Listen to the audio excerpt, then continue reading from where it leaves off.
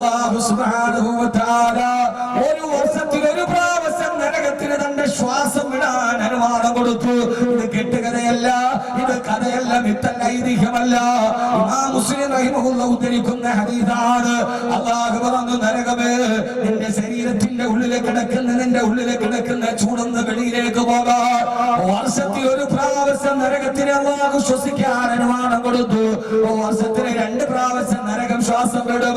ഒന്ന് ചൂട് കാലത്ത്, മറ്റൊന്ന് ശൈത്യകാലത്ത്.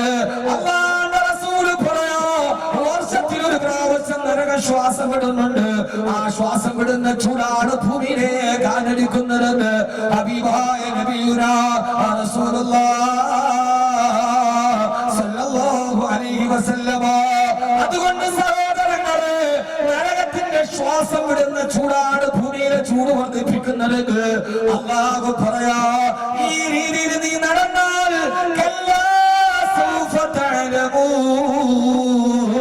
നീ ചെയ്തതൊക്കെ നീ അനുഭവിക്കേണ്ടി വരും. ഏതാ അനുഭവം എന്നറിയോ? ഞാൻ സമയപരിമിതമായിട്ട് സൂറത്തുൽ തകാസുർ മുഴുവൻ ചർച്ച ചെയ്യുകയാ. നീ അനുഭവിക്കേണ്ടി വരുന്നത് ഏതെന്നറിയോ? അനുഭവം മറ്റൊന്നുമല്ല, ജഹീമെന്ന കത്തിക്കാളുന്ന നരകത്തെ നീ നാളെ പരലോകത്ത് കാണേണ്ടി വരുമെന്ന് അല്ലാഹുവിന്റെ വിശുദ്ധ ഖുർആൻ. ഇതാണ് സൂറത്തുൽ തകാസുർ. നീ ചെയ്യുന്ന പ്രവർത്തനത്തിന്റെ പരിണിത ഫലം മനുഷ്യ നീ തന്നെ അനുഭവിക്കേണ്ടി വരും. ആ അനുഭവം എവിടെയാണ്? ആ അനുഭവം ജഹീം എന്ന കത്തിക്കാളുന്ന നരകമാണ്. അത് മാത്രം പറഞ്ഞു നോക്കി പിരിയാം. അല്ലാഹു തൗഫീഖ് നൽകി. അല്ലാഹു തൗഫീഖ് നൽകട്ടെ. മണ്ണാർക്കാട് എന്ന് പറയണ അത് എന്റെ ഒരു 200 സദസ്, 200 കഴിഞ്ഞു, 200 കുറെ ചെറുപ്പക്കാരാണ്. അങ്ങനെ 200, 300 ഒക്കെ കണ്ട അന്ന് മുതൽ ഏത് വാതിലും 200, 300 ഒക്കെ. അതൊക്കെ 200 കഴിഞ്ഞു. മണ്ണാർക്കാട് എന്ന് പറഞ്ഞാണ് വൈക്കോട്ട്. അതാണ് വാക്കവിയുടെ ഏറ്റവും വലിയ ശക്തി, അവരുടെ ദുആ. കാരണം അത് വെറുതെ പുറകെ കൂടിയതാണ്, ഒന്നും ആഗ്രഹിച്ചു കൂടിയതാണ്. അവരുടെ ദുആ എപ്പോഴും ഉണ്ട്. അല്ലാഹു നിലനിർത്തി തരട്ടെ. സാധുക്കളുടെ ദുആ അല്ലാഹു പെട്ടെന്ന് സ്വീകരിക്കുക. അവർ സാധുക്കളാണ്. ഞാൻ ചോദിക്കും, എന്തിനാ എല്ലായിടത്തും ഉസ്താദെ ഒന്ന് ദുആയ്ക്ക് ആമീൻ പിടിക്കാൻ പറ്റും? പ്രസംഗം കേൾക്കാല്ല, ദുആക്ക് ആമീൻ പിടിച്ച അന്നത്തെ ദിവസം റാഹത്താണ്. അൽഹംദുലില്ലാഹ്, നമ്മുടെ ദുആയുടെ സദസ്സ് അല്ലാഹു വലിയ സദസ്സാണ്. അല്ലാഹുവിനെ നിലനിർത്തി തരട്ടെ. അല്ലാഹു നിലനിർത്തി തരട്ടെ. റബ്ബ് സുബ്ഹാനഹു വ തആല സ്വീകരിക്കുമാറാകട്ടെ. ഇന്നലെ നമ്മള് അവസാന മഴയ്ക്ക് വേണ്ടി അല്ലാഹു മസ്കിന ഗൈതൻ മുഗീതൻ ഹനീഅൻ മരീഅൻ സഹൻ തബഖൻ നാഫിഅൻ ഗൈറ ളാദിൻ ദുആ ചെയ്തു പിരിഞ്ഞു. പ്രേക്കട വിട്ടിയപ്പോൾ തന്നെ ഉണ്ട്, ആ മഴ പെയ്യുന്നു. ആദ്യം തന്നെ വാക്കഫിയുടെ കറാമത്തൊന്നുമല്ല, നമ്മൾ ഈ പെയ്യണ മഴയെല്ലാം നമ്മുടെ കറാമത്ത് വെച്ചത് വലിയ അപകടമാണ്. എല്ലാം നമ്മുടെ അവനാന്റെ കറാമത്തിലേക്ക് വെച്ചാൽ അത് വലിയ അപകടമുള്ളൊരു വാദമാണ്. ഏതായാലും ഇവിടെ വന്നിരുന്ന ഇന്നലത്തെ സദസ്സിൽ ഏതൊക്കെയോ സാലിഹീങ്ങളും നല്ലവരും ഒക്കെ ഉണ്ട്. ഈ സദസ്സിൽ ഏറ്റവും മോശം ഞാനാണെന്നാണ് എന്നെ കുറിച്ച് ഞാൻ വിലയിരുത്തുക. എന്നാലേ ഞാൻ നന്നാവും. ഞാനാണ് ഏറ്റവും വലിയ ആളെന്ന് നമ്മൾ വിചാരിച്ചാൽ നമ്മൾ നന്നാവൂല. നമ്മൾ അഹങ്കാരികളോ, നമ്മൾ അബൂജഹലിനെ പോലെയാവും. അല്ലാഹു നമ്മളെല്ലാവരെയും നന്നാക്കി തരട്ടെ. അല്ലാഹു നമ്മളെ നന്നാക്കി തരട്ടെ. അതുകൊണ്ട് സഹോദരങ്ങളെ, നമ്മുടെ സദസ്സ് ഇന്നും നമ്മൾക്ക് അവസാനം ദുആ ചെയ്ത് പിരിയണം. അല്ലാഹു നമുക്ക് നല്ല മഴ നൽകി അനുഗ്രഹിക്കുമാറാകട്ടെ. അല്ലാഹു നല്ല മഴ നൽകി അനുഗ്രഹിക്കുമാറാകട്ടെ.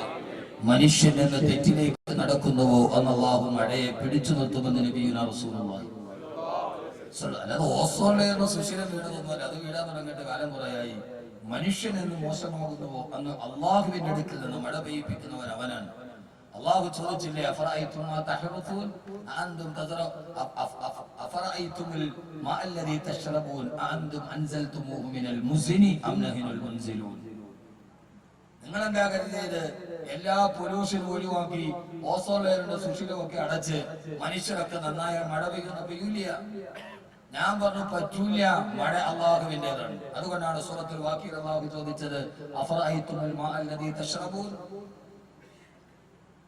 അള്ളാഹു ചോദിക്കുകയാണ്, അഫറഅയ്തുമുൽ മാ അല്ലദീ തശ്റബൂൻ അഅൻതും അൻസൽതുമൂഹു മിനൽ മുസ്നി അം നഹ്നുൽ മുൻസിലൂൻ. അള്ളാഹു ചോദിക്കുകയാണ്, മനുഷ്യ, അഫറഅയ്തുമുൽ നീ കുടിക്കുന്ന വെള്ളം എവിടെ നിന്നാണ് വരുന്നതെന്ന് നീ വിചാരിച്ചിട്ടുണ്ടോ? മേഘജാലകത്തിൽ നിന്ന് ആ ജലത്തുള്ളികളെ വർഷിപ്പിക്കുന്നത് ഞാനാണോ?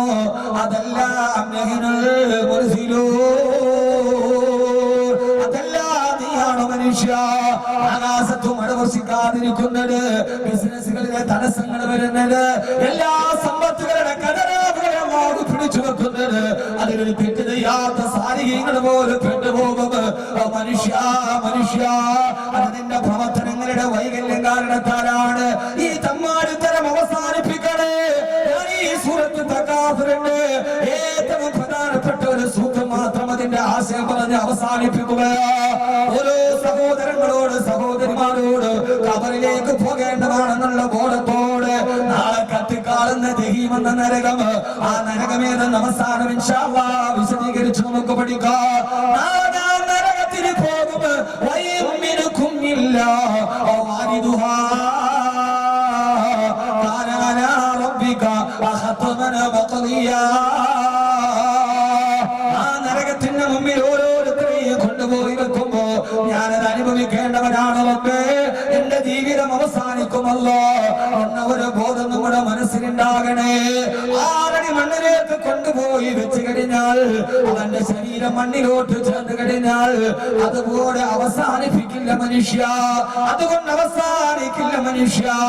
എനിക്കറിയോ, നമ്മൾ ഒരാളെ ഖബറിലെത്തിയിട്ട് ഖബറിലേക്ക് പോയി ഒരു 40 ദിവസം കഴിഞ്ഞ് തുറന്നു നോക്കിയാൽ അവിടെ കുറെ എല്ലിൻ കഷണങ്ങളിലാണ്, മറ്റൊന്നും കാണുകയില്ല. നമ്മൾ വിചാരിക്കും ഇതോടെ അവസാനിച്ചു വന്ന്. അല്ല അല്ല, ഹബീബായ നബി സല്ലല്ലാഹു അലൈഹി വസല്ലം പറയുകയാ, അമ്മാ മുഅദ്ദബുൻ ഔ മുനഅമുൻ ഇലാ യൗമിൽ ഖിയാമ. അമ്മാ മുഅദ്ദബുൻ ഔ മുനഅമുൻ ഇലാ യൗമിൽ ഖിയാമ. ആ ഖബറിൽ കിടക്കുന്ന കാലത്തോളം ഖിയാമത്ത് നാൾ വരെ ഒന്നുകിൽ അവൻ ആ ഖബറിൽ ശിക്ഷ അനുഭവിക്കുകയാണ്, അല്ലെങ്കിൽ അവൻ ഖബറിൽ സന്തോഷത്തോടെ ജീവിക്കുകയാണ്.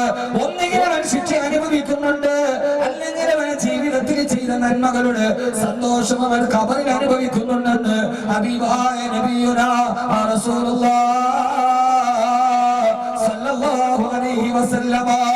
അല്ലാഹു നമുക്ക് ആ ബോധം നൽകുമാറാകട്ടെ. നമ്മുടെ ജീവിതത്തിൽ പശ്ചാത്തപിക്കാൻ, അല്ലാഹുവിലേക്ക് മടങ്ങാനുള്ള അവസരമാണിത്. അല്ലാഹുവേ അല്ലാഹുവേ, മരിക്കുന്നവനാണുള്ള ബോധം ഞങ്ങൾക്ക് നൽകണേ അല്ലാഹു തൗഫീഖ് നൽകട്ടെ. എന്നിട്ട് നാളെ 6 അടി മണ്ണിൽ കിടക്കേണ്ടവനാണ്, അത് കഴിഞ്ഞ് ഞാൻ ജഹീം എന്ന നരകത്തിൽ പോകേണ്ടവനാണ് എന്ന ബോധത്തോടെ നമ്മുടെ ജീവിതത്തെ നമ്മൾ ചിട്ടപ്പെടുത്തണം. അതാണ് ഈ 2 ദിവസത്തെ സദസ്സിന്റെ ഏറ്റവും വലിയ റിസൾട്ട്. ഇതോടുകൂടെ നമ്മുടെ ജീവിതത്തെ ഒന്ന് ചിട്ടപ്പെടുത്തണം. നമ്മൾ ചില സ്വഭാവങ്ങളോട് വിട പറയണം. ചില സ്വഭാവ വൈകൃതങ്ങൾ നമ്മൾ അവസാനിപ്പിക്കണം. 4 കാര്യങ്ങൾ ഉപേക്ഷിക്കണം. 4 കാര്യങ്ങൾ ജീവിതത്തിൽ അധികരിപ്പിക്കണം. ഇൻഷാ അല്ലാഹ് നമ്മുടെ വിഷയം അതാണ്. 4 കാര്യങ്ങൾ സൂറത്ത് തക്കാത്ത് നമ്മളോട് പറയാൻ 4 കാര്യങ്ങൾ ജീവിതത്തിൽ നിന്ന് ഒഴിവാക്കണം. അല്ലാഹു തൗഫീഖ് നൽകട്ടെ. ആമീൻ പറ മനുഷ്യന്മാരെ. അല്ലാഹു തൗഫീഖ് നൽകട്ടെ. അല്ലാഹു തൗഫീഖ് നൽകട്ടെ. 4 കാര്യങ്ങൾ ഒഴിവാക്കണം. തയ്യാറല്ലേ? ആണോ? 4 കാര്യങ്ങൾ വർദ്ധിപ്പിക്കണം ഇന്നു മുതൽ. ഞാൻ പറഞ്ഞല്ലോ, പ്രസംഗം എഴുതി 4 കാര്യം, ആ 4 സ്വഭാവം ഒഴിവാക്കണം. പറഞ്ഞാൽ ഒഴിവാക്കാൻ തയ്യാറല്ലേ? വീഡിയോ വലിക്കണ കാര്യമല്ലോ. നിങ്ങൾ അകത്തോട്ട് പേടിക്കണം. വീഡിയോ വലിക്കണ്ടെന്ന് പറഞ്ഞു. വീഡിയോ വലിച്ചാൽ അപകടമാണ്. വീഡിയോ വലിച്ചാൽ പിന്നെ പുക മൂക്കിലൂടെ പോകും. മൂക്കിലൂടെ പുക പോകുന്നത് നരകവാസികളുടെ അടയാളമാണെന്ന് റസൂലുള്ളാഹി സ്വല്ലല്ലാഹു അലൈഹി വസല്ലം. ഞാൻ എവിടെയെങ്കിലും ഒരു സദസ്സ്, പിരിവൊന്നും പാടില്ല, നേരത്തെ തുടങ്ങുന്ന ഒരു സദസ്സ് ഉണ്ടെങ്കിൽ എൻ്റെ ഒരു വിഷയമുണ്ട്, പുകവലി. ഞാൻ അതുമായി ബന്ധപ്പെട്ടൊരു വിഷയം തയ്യാറാക്കിയപ്പോൾ പുകവലിയുമായി ബന്ധപ്പെട്ട് 82ഓളം ഹദീസുകളാണ്. 82. വളരെ ഗൗരവത്തോടെ വലിക്കുന്നവരൊക്കെ ഉണ്ടാവും, എന്നോട് വിഷമിക്കരുത്. ആ സ്വഭാവം ഒഴിവാക്കണം. വളരെ ഗൗരവമാണ് പുകവലി. 82ഓളം ഹദീസുകൾ. എവിടെയെങ്കിലും നിങ്ങളൊരു ആരോഗ്യ സെമിനാറോ അല്ലെങ്കിൽ ഏതെങ്കിലും ഒരു പിരിവൊന്നുമില്ലാത്ത വാദങ്ങൾ വെച്ചോടി, പിരിവുണ്ടെങ്കിൽ പിന്നെ പുകവലി പറഞ്ഞ പിരിവ് കിട്ടില്ല. പുകവലി 82 ഹദീസുകൾ. 6 മണിക്കൂറുണ്ട് പ്രസംഗം പുകവലിയെ കുറിച്ച്. ഞാൻ കുറെ പുതിയ വിഷയങ്ങൾ തയ്യാറാക്കുന്നുണ്ട്, സമൂഹത്തിന് പ്രയോജനം ഉണ്ടാവും. പുകവലി, ട്രാഫിക് നിയമങ്ങൾ, ഖുർആനും ഗതാഗതവും. ഒരു 8 മണിക്കൂർ ബസ്സുകളാണ് ഖുർആനും ഗതാഗതവും. ഞാൻ നേരെ കുറച്ച് പറഞ്ഞു തന്നില്ലേ, കുട്ടികൾ പാഞ്ഞു പോകുന്നു, വണ്ടിക്കടിയിലേക്ക് കയറുന്നു, കാത്തു നിൽക്കുന്ന മാതാപിതാക്കൾക്ക് മക്കളെ നഷ്ടപ്പെടുന്നു. അവർക്കറിയില്ല ഇതിന്റെ ബേജാറ്. ട്രാഫിക് നിയമങ്ങളെ കുറിച്ച്, എങ്ങനെ ഓടണം, എങ്ങനെ സഞ്ചരിക്കണം, നമ്മുടെ കുട്ടികളെ പഠിപ്പിച്ചു കൊടുക്കണം. ഇതിന്റെയൊക്കെ മാർഗ്ഗഗ്രന്ഥം ഖുർആനാണ്. അതുകൊണ്ട് നമ്മുടെ ജീവിതത്തിൽ മാറ്റേണ്ട കുറെ ശീലങ്ങളുണ്ട്. ആ ശീലങ്ങൾ അല്ലാഹു മാറ്റാൻ തൗഫീഖ് നൽകി അനുഗ്രഹിക്കട്ടെ. ശീലങ്ങൾ മാറ്റാൻ വലിയ പാടാണ്. മാറ്റേണ്ട ശീലങ്ങൾ ഞാൻ പറഞ്ഞുതരാം. നമ്മൾ ഒന്നിനെ അഡിക്റ്റായി പോയാൽ ഇന്ന് നമുക്ക് ജീവിതത്തിൽ മാറ്റി വെക്കാൻ പറ്റാത്തൊരു സാധനമാണ് ഈ സാധനം. ഇത് നമ്മൾ അഡിക്റ്റാണ് അല്ലെ? ഇതിപ്പോ ഒഴിവാക്കാൻ പറ്റിയ. പക്ഷെ ഞാനിപ്പോ ദുആ ചെയ്യുന്നുണ്ട്, പടച്ചോൻ എനിക്ക് ഇതില്ലായിരുന്നെങ്കിൽ. പിന്നെ ഈ സംഘാടകരെ വിളിക്കണോണ്ട്, ഭാര്യ വിളിക്കണോണ്ട് കടന്ന് വിളിച്ചോണ്ടിരിക്കും. പ്രത്യേകിച്ച് വാതിന് മലപ്പുറത്തൊക്കെ പോയ ഒരാഴ്ച കഴിഞ്ഞ പോലെ. അപ്പൊ പിന്നെ ഭാര്യ വിളിച്ചിട്ട് എടുത്തില്ലെങ്കിൽ പിന്നെ അത് മതി. നിങ്ങളൊന്ന് ആലോചിച്ചു, ഏത് പള്ളിയുടെ മുകളിൽ കയറിയാലും ഫ്രണ്ടിൽ എഴുതി വെച്ചിട്ടുണ്ട് മൊബൈൽ ഫോൺ സ്വിച്ച് ഓഫ് ചെയ്യുക. എത്ര പേരുടെ സ്വിച്ച് ഓഫ് ചെയ്യുന്നവർ ഇല്ല? ഞാൻ ഒരു ഉദാഹരണം പറയാം. മൊബൈൽ ഫോൺ സ്വിച്ച് ഓഫ് ചെയ്യും. ആരുടെ സ്വിച്ച് ഓഫ് ചെയ്യുന്നവർ?